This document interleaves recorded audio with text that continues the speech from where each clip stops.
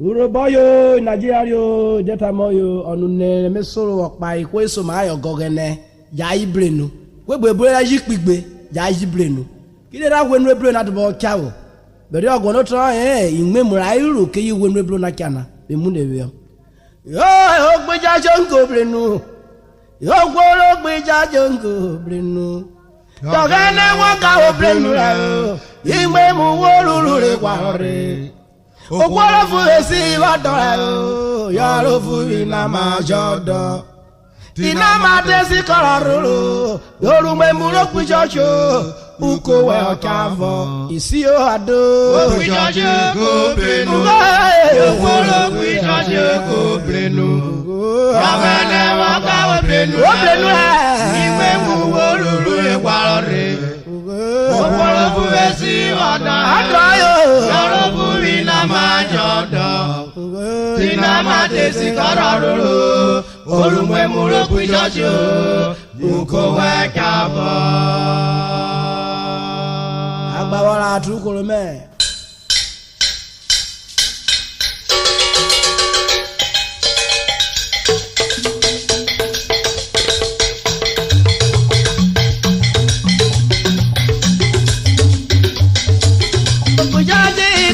Brenu ogworo pijajo ko brenu yogene won ka o brenu e o imwe mu woru e wari ogworo buwe si wado e o yaro buwi na ma yodo ina ma desi kororo yoruwe mu ro pijajo uko we ogabo ari de ma do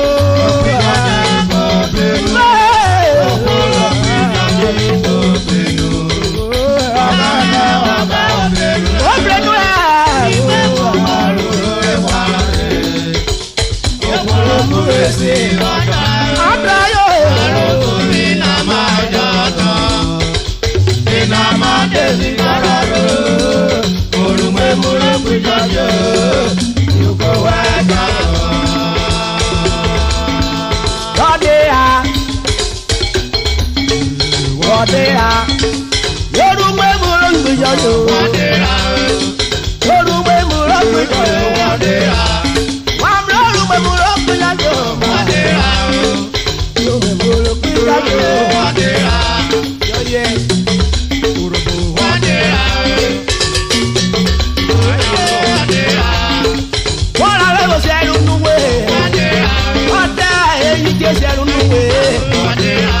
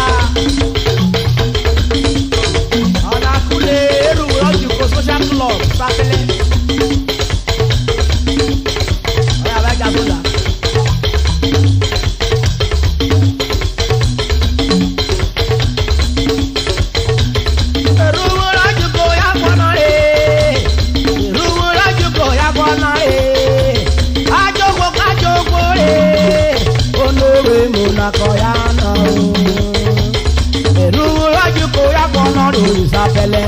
Eru ajuko ya banare. Ọ̀nà ilé.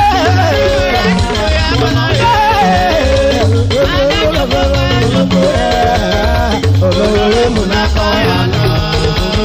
Eru ajuko ya banare. Eru ajuko ya banare. Eru ajuko ya banare. Ajoko kajoko re. Olórí múnakọ́ yà lọ. Eru ajuko ya banare lórí sáfẹ́lẹ́. Eru ajuko ya banare. Eru ajuko ya banare. Ajoko kajoko re. Olórí múnakọ́ yà lọ. Eru ajuko ya banare.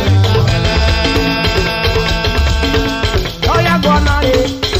Eru ajuko ya banare. Eru ajuko ya banare. Oye. Oya banare. Oya banare. Ọ̀dà ẹrù ọ̀jùkọ sójà pọ̀ sápẹ́lẹ̀. Oya banare. Ẹ̀mẹ́ ló kún ilé wo wà lálẹ́ o máa. Ẹrù ọ̀jùkọ wà mílẹ̀ yóò. Ayédájọ́ kọ́ àmì ìjòkó rè o. Ayédájọ́ kọ́ àmì ìjòkó rè o.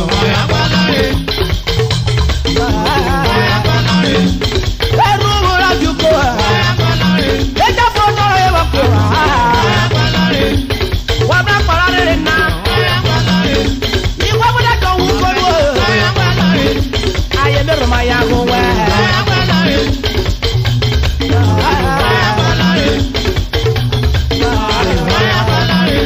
Ìwọ́n múlẹ̀ gbé ìgò wà kẹwẹ́. Àná wọn tún wẹ̀ ibi yá. Ayé mẹ́rù ọ̀gá ń pín lóró. Ayé mẹ́rù máa gbọ́ ohun erin náà. Ọkẹ́ yẹn náà. Aró máa bí wéye sá o.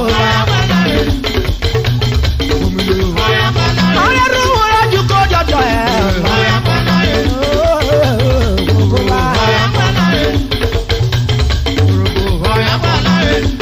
Ayídẹ́gbẹ̀ ìgò wà kẹwẹ́. Nuwọ́ ọdún kan tọ́. Àìmí dẹnu wọ yí o.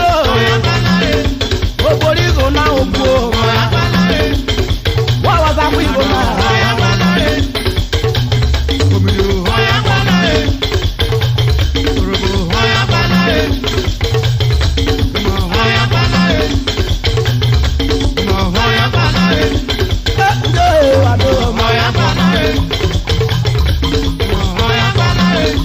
Ojide palu koko na.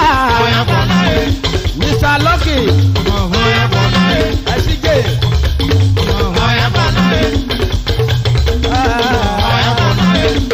Mr. Samuel Idodo. Oyifa president yo. Mrs. Lydia. Osoro. Lady president.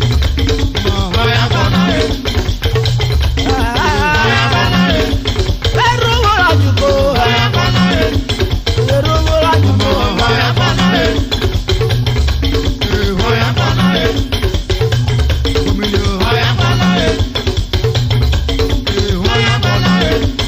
Mrs. Queen. Ọ̀pára. First lady president. Ẹrú wọ́n àjùkọ. Ẹrú wọ́n àjùkọ.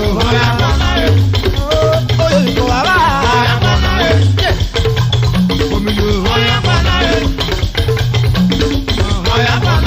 James E. Akidi. Ayosi Adiboko na.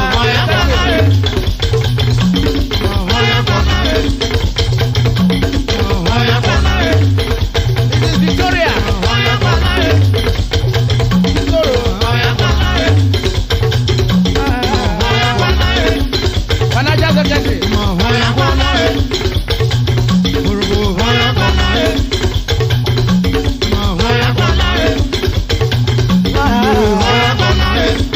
Ẹrú wọ́n àjùkọ.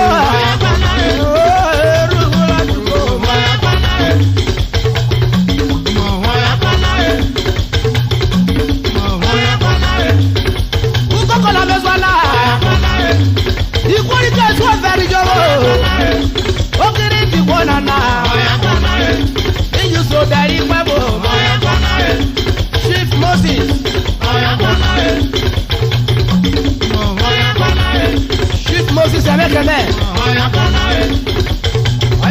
ọjà soso oke sukoko na oyo orí káwá ẹ̀ Mrs. Clara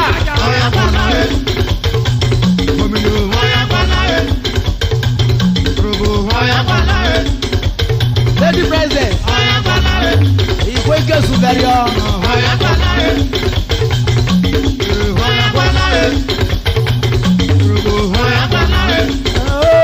Ìgò àrà kókó àrà lẹ́nu ẹnu ọ̀kọ̀ àrà mẹ́ wọ́n pẹ́ nù rẹ̀ kótó ẹ̀ kókó kókó orú kókó náà owó kóró plénu ìyá rẹ̀ dàgbé pé kó àpọ̀ ẹ̀ wọ́n náà yóò dé.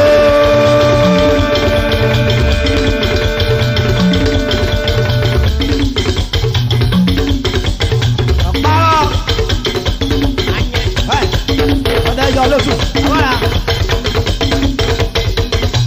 òwú ní ajá yóò ta avẹ́jẹ́ àyọ̀nùwẹ̀ yé.